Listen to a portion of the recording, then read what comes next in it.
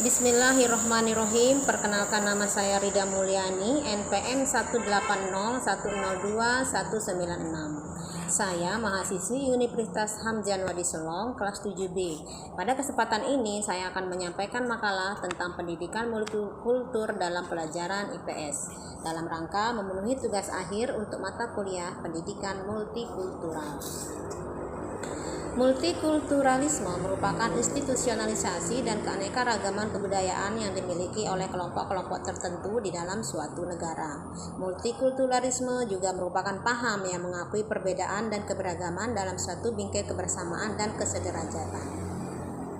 Maksudnya adalah perbedaan yang ada bukan sekedar diketahui, tetapi harus disadari dalam kehidupan yang egaliter dan demokrasi. Tanpa kesadaran terhadap multikulturalisme, niscaya nasionalisme yang selama ini dibangun akan tercabik-cabik oleh konflik dan gerakan separatisme. Konsep pendidikan multikultur. Pendidikan multikultur berorientasi pada penanaman pemahaman, kesadaran akan keberagaman dalam kesatuan, dan harus diintegrasikan secara holistik ke dalam beberapa mata pelajaran.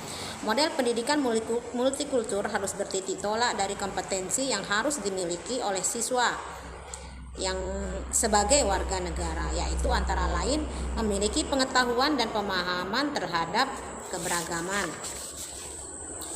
Berbagai bentuk keberagaman di sekitar kita, antara lain keberagaman di lingkungan keluarga, keberagaman di lingkungan pendidik atau sekolah, keberagaman di lingkungan kerja, dan keberagaman di lingkungan masyarakat. Sikap dan keterampilan hidup dalam keberagaman untuk mewujudkan kehidupan yang aman dan tertib harus memiliki sikap toleransi di dalam menyikapi keberagaman di lingkungan sekitar kita. Untuk bisa melaksanakan hal tersebut, guru sebagai siswa, sebagai pengembang, dan pelaksana kurikulum dituntut untuk mampu mengintegrasikan materi multikultur ke dalam mata pelajaran atau bidang studinya secara holistik. Guru juga harus mampu memilih dan mengembangkan model pendidikan multikultur yang visibel bagi siswa. Selain itu, juga guru harus mampu mengembangkan model penilaian multikultur yang sesuai dengan tuntutan kurikulum formal, serta mampu melaksanakan tindak lanjut dari pendidikan multikultur yang telah dilaksanakan sebagai ketuntasan hasil belajar. Pencapaian kondisi ideal sebagaimana paparan di atas ternyata masih jauh dari realitas. Berdasarkan hasil penelitian, beberapa ahli menyatakan bahwa guru belum memasukkan domain multikultur secara proporsional dalam rancangan pembelajarannya. 5 model pendidikan multikultur menurut Banks adalah: 1. Cultural difference, yaitu mengajar sekelompok siswa yang memiliki budaya yang lain. Human relation, maksudnya adalah hubungan manusia membantu siswa dalam melakukan pencampuran antar kelompok. Single group studies, maksudnya adalah program yang mengajarkan hal-hal yang memajukan pluralisme tetapi tidak menekankan adanya stratifikasi sosial dalam masyarakat. Kemudian ada pluralisme kebudayaan dan pendidikan multikultur yang sifatnya rekonstruksi sosial, yaitu pendidikan multikultur yang melalui reformasi pendidikan yang menyediakan kurikulum serta materi pelajaran yang menekankan kepada adanya perbedaan siswa dalam bahasa.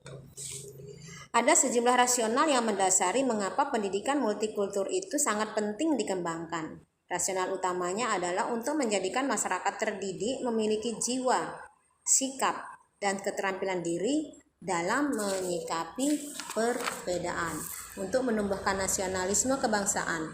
Di samping itu, rasional akademik pendidikan multikultur adalah menjadikan pembelajaran lebih menarik dan relevan dengan kehidupan siswa, mengkondisikan siswa untuk terbiasa berbagi tentang budaya dan relasi sosialnya, membelajarkan siswa tentang budaya diri, lingkungan, dan bangsanya, termasuk kehadiran berbagai ras dan etnis, meningkatkan keberterimaan siswa terhadap budaya bangsa-bangsa lain, serta membudayakan nilai-nilai kebudayaan nasional pada diri siswa. Terkait dengan hal di atas, ada 3 jenis pendidikan multikultur yang selama ini telah dikembangkan di beberapa negara, yaitu pendidikan multikultur yang menekankan pada pencapaian informasi, pendidikan multikultur yang menekankan pada bagaimana siswa belajar tentang keberagaman, serta pendidikan multikultur yang menekankan pada isu dan tindakan sosial. Adapun tujuan pendidikan multikultur menurut Raharjo yaitu meningkatkan konsep dan pemahaman diri, meningkatkan sensitivitas terhadap orang lain, meningkatkan keberterimaan dan pemahaman terhadap keberagaman, meningkatkan kemampuan dalam mengambil keputusan dalam pluralitas masyarakat, berpikir terbuka saat dihadapkan pada masalah, meningkatkan pemahaman terhadap sejarah bangsa, serta meningkatkan nasionalisme dan penghargaan terhadap bangsa lain.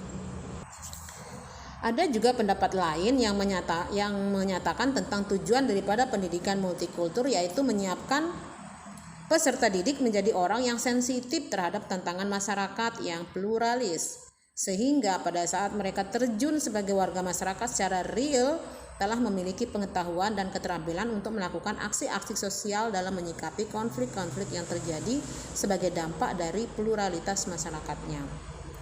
Pendidikan multikultur dalam konteks instruksional. Proses pendidikan multikultur harus dilaksanakan dalam suasana yang demokratis, tidak ada pemaksaan dan pemberian kesempatan yang luas kepada siswa untuk berpikir kritis dan leluasa mengakses informasi yang dibutuhkan. Metode mengajar yang visible untuk dikembangkan ke dalam pendidikan multikultur yaitu metode modeling, tries and errors, values clarification teknik, dan conflict resolution. Demikian makalah tentang pendidikan multikultur dalam pembelajaran IPS yang bisa saya sampaikan. Terima kasih. Assalamualaikum warahmatullahi wabarakatuh.